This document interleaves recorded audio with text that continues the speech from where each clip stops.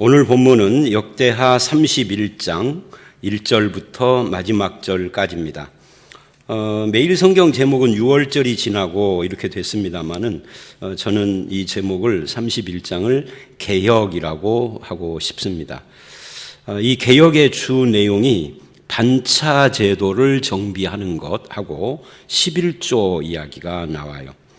1절을 보면 이 모든 일이 끝나매라고 시작을 합니다. 이스라엘의 생명의 출발이고 근거인 6월절이 이제 다 지나고, 말하자면 우리로 말하면 신약의 예수 그리스도의 십자가 은혜로 구원받은 이후에라는 그런 뜻이 되겠죠. 그리고 이제 30장 23절로 27절을 보면 6월절이 너무 행복하고 너무 은혜가 돼서 7일을 더 다시 지키는, 말하자면 6월절의 앵콜 같은 것을 했어요. 어제 말씀에 이제 신약으로 말하면 예배 앵콜이죠. 11시 예배가 12시에 끝났는데 교인들이 이러는 거예요. 밥 먹고 나서 1시에 예배 더 드리죠. 이렇게. 아니면은 장로님들이 찾아와서 다음 주부터는 예배를 1시간 하지 말고 2시간 합시다 라고 한다든지, 그런 일이 없지만 그런 거고 똑같은 일이 일어났었다는 거예요. 어제 말씀이. 그렇게 했는데, 즉 하나님과의 관계가 회복되자 그 예배가 너무 기쁘고 즐거움이 되었다는 거예요. 그래서 예배의 갱신이 일어났죠. 그게 어제 말씀이에요. 그래서 이제 오늘날도 이 예배갱신이라는 말을 많이 쓰는데, 오늘날의 예배갱신은 좀 성경이 말하는 거하고는 달라요. 예를 들면 제가 80년대 후반에 예배갱신이라는 말이 한국 교회를 막 강타를 했습니다. 그래서 구도자 예배, 경배와 찬양 이런 이야기들을 하고 그러는데, 저는 그게 굉장히 좀 의문스러웠었어요. 그 당시에는 이제 막 햇병아리 목사였기는 하지만, 예배의 갱신이라는 것이 성경적으로 방법을 바꾸고 스타일을 바꾸는 것일까? 전에 없었던 어떤 프로그램이나 어떤 시스템을 도입을 해서 하는 것이 이게 예배갱신일까? 이제 옛날 저희 더 어렸을 때는 묵도합시다 하고 땡 해서 시작을 하는 예배였는데, 땡 하고 하는 것이 일제의 잔재라고 하더라고요. 그래서 저는 이제 그걸 없애버렸는데, 그렇게 하지 않고 앞에 막 한 10명 찬양대원들이 앞에 서서 막 몸을 흔들고 막 뜨겁게 찬양을 하면서 예배를 시작하는 것이 그게 예배갱신일까? 잔잔한 예배가 아니라 뜨거운 예배가 예배갱신일까? 저는 많은 고민을 그 부목사 때 했습니다. 왜냐하면 제가 맡고 있었던 청년들이 서울에서 그런 예배에 빠져 있었어요. 그 교회 부임에 가보니까. 그래서 막 시작된 그 예수전도단 경배와 찬양 이런 것들이, 모교 찬양 집회 이런 것들이 그때 막 유행을 시작하던 때입니다. 막 시작이 막 됐던 때예요. 그런데 저는 젊은 나이였는데도, 30대였는데도 굉장히 의문이 있었어요. 예배갱신이 스타일을 바꾸는 걸까? 성경을 아무리 읽어봐도, 제가 그때 성경 묵상에 심취해서 10년 정도를 지내던 때라, 예배갱신이라는 것은 마음을 회복하는 거고 하나님과의 관계를 회복하는 것이지 스타일을 바꾸는 것 같지는 않다 하는 그런 나만의 결론을 내렸습니다. 그래서 하나님 앞에 마음이 회복되고 그 구원의 은혜를 6월절로 회복한 뒤에 예배갱신이 일어난 거고, 예배갱신은 저절로 일어나는 거죠. 기쁨으로. 그게 예배갱신이에요. 형식적이던 예배가 기쁨으로, 인위적으로 막 박수치게 해서 하는 그런 거 말고 정말 구원을 알게 하는 그런 거죠. 하나님이 누구신지를 알게 하는. 근데 이제 이런 일들이 다 끝난 뒤에라는 말입니다. 이 1절이라는 말, 1절에 이 모든 일이 끝나매라는 말은 그런 뒤에 무리들이 나가가지고 우상을 다 제거합니다. 그러니까 예배에 은혜 받은 사람은 자기 삶을 청소해요. 우상을 다 제거하고 자기 주변에 그 더러운 것들을 다 제거를 합니다. 우상뿐만이 아니라 여기서는 이제 우상이 본격적으로 등장을 하고 있는 거죠. 이것이 예루살렘 수도에서 우상의 제사를 드리고 또 31장 1절에 유다 여러 성읍들까지 퍼져나간 우상 숭배의 잔재들이 있었는데 그 주상들과 산당들과 제단들을 다 제거를 했습니다. 왜요? 유월절의 은혜 때문에, 생명의 회복이라는 은혜의 그 기쁨을 맛봤기 때문에. 그러니까 구속의 은혜가 예배의 회복을 불러왔고, 그 예배의 회복이 우상의 제거라는 삶으로 이어졌다 하는 것을 보여주고 있는 겁니다. 그래서 오늘 우리들도 이 예배의 회복이 굉장히 중요해요. 그것은 구속의 은혜의 회복입니다. 현대의 신약에서의 우상은 뭘까? 우리 중에는 아직도 점을 치는 크리스찬이 있고, 그들이 크리스찬이라고 불릴 수 있을까? 그건 의문스럽지만, 예수 무당을 찾는 자들도 있고, 제가 예수 무당이라는 말을 자주 쓰는데, 예수 무당이라는 건 이거예요. 무당이 아니라 기독교인인데 무당 같은 짓을 하는 사람들. 용하다라고 말 듣고, 그 사람이 기도하면은 다 돼. 그런 건 없는 거거든요, 성경에. 그런 건 전혀 있을 수가 없는 거예요. 혹시 그런 사람이 있다면 그건 무당 짓거리를 하는 예수 무당인 거죠. 또 그것들 말고도 탐심의 우상을 쫓는 자들이 있고 그러는데, 이 모든 것이 구속의 은혜로 말미암아 예배가 회복되어야 이런 것들이 해결이 된다 하는 것을 보여주고 있는 겁니다. 2절로 3절을 보면 제사장 레위인들의 반열, 거기 반열, 옛날에는 이게 반차예요.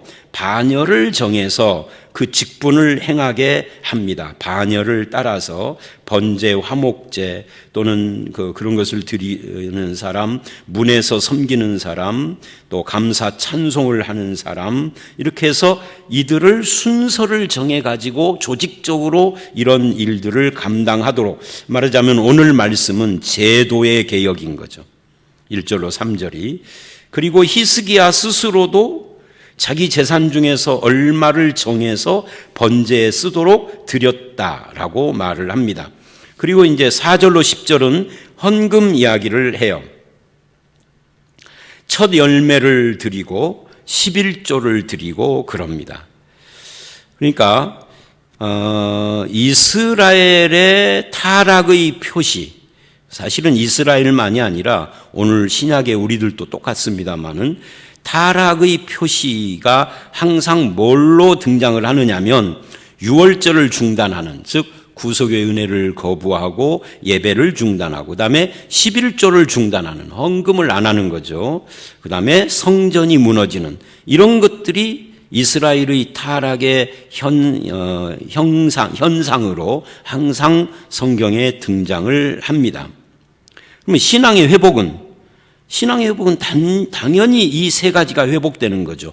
유월절, 예수 그리스도의 십자가 은혜가 회복되는 거예요. 그 삶 속에서. 11조라는 건 복받는 비결이 아니라 나의 주인 되신 하나님을 인정하는 거죠. 내 삶의 10분의 10이 다 하나님이 주신 은혜요 선물이다를 하나를 들여서 고백하는 것이 11조예요.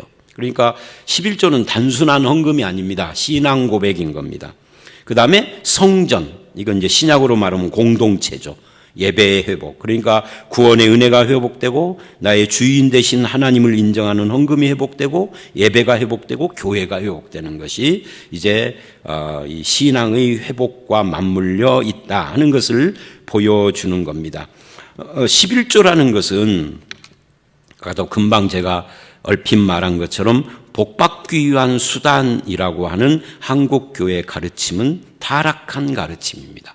성경 어디에도 없는 거예요. 말라기에 나오는 것은 해석이 필요한 본문이고요.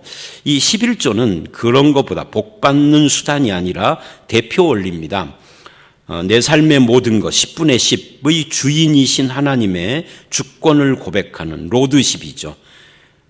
그러므로 너희가 예수를 믿는다면 너의 주인을 바꿨느냐를 묻는 거예요. 예, 바꿨습니다. 네 주인이 누구냐? 하나님 아버지십니다. 그걸 뭘로 증명을 할래? 그게 11조인 거죠. 신앙 고백이다 하는 거예요. 그 다음에 11조의 두 번째 이유는 이 대표 원리로 신앙 고백뿐만 아니라 하나님 나라의 공동체인 교회 공동체의 동참이라는 원리가 있습니다. 이걸 통하여서 내가 이 교회 공동체에 함께하는 자다. 동참하는 자다. 그리고 교회 공동체를 통하여서 교회를 세우고 선한 일을 하고 선교도 하고 교육도 하고 여러 가지 일을 하는 거죠. 그래서 4절을 보면 몫이라는 말이 나옵니다. 목. 레위 제사장들과 레위 사람들 몫의 음식을 주며 그러면서 율법을 힘쓰게 하라라고 음식을 먹을 것을 주면서 율법의 말씀을 힘쓰게 하라. 말씀을 가르치고 순종하는 일에 힘써라 하고. 그러니까 하나님이 우리에게 어떤 경제적인 축복이나 무슨 삶의 어떤 은혜를 주시면 그것을 통하여서 하나님과 하나님의 말씀을 잘 지키는 것으로 이어지라고 주시는 것이라는 거죠. 그 다음에 5절로 10절을 보면 이때 헌금을 하는 자들, 11조를 드리는 자들의 정신이 나오는데 그게 풍성이 많이라는 표현입니다. 풍성히 드렸고 많이 드렸다. 그러니까 적정한 수준보다 더 드렸다는 거죠.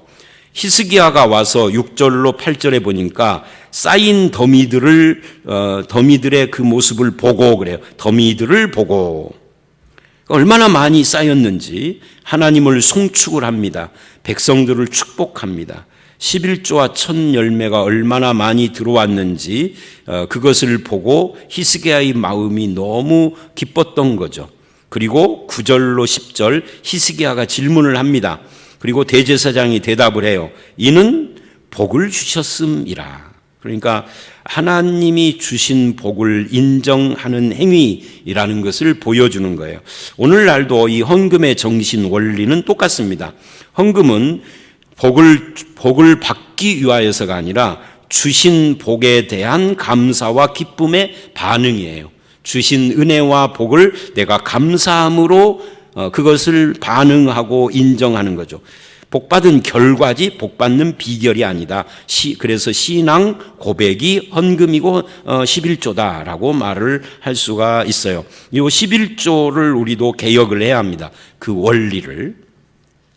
그 다음에 11절부터 19절을 보면 드려진 헌금이나 헌신을 적절하게 잘 사용했다 하는 것을 말하는 그런 내용입니다. 11절 히스기야가 명령했다 그래요. 이게 4, 5절하고도 연결이 되죠. 이게 왕이 하는 역할이 뭐냐?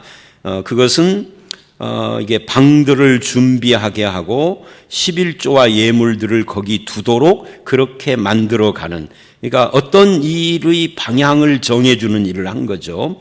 그리고 12절을 보면 성심으로라고 해요. 그러니까 이 성심으로라는 말은 원어의 뜻이 믿는다, 신뢰한다라는 뜻입니다. 그러니까 이 말을 다시 말하면 신실하고 충성스럽게 그 일을 했다 하는 거예요. 믿음직스럽게.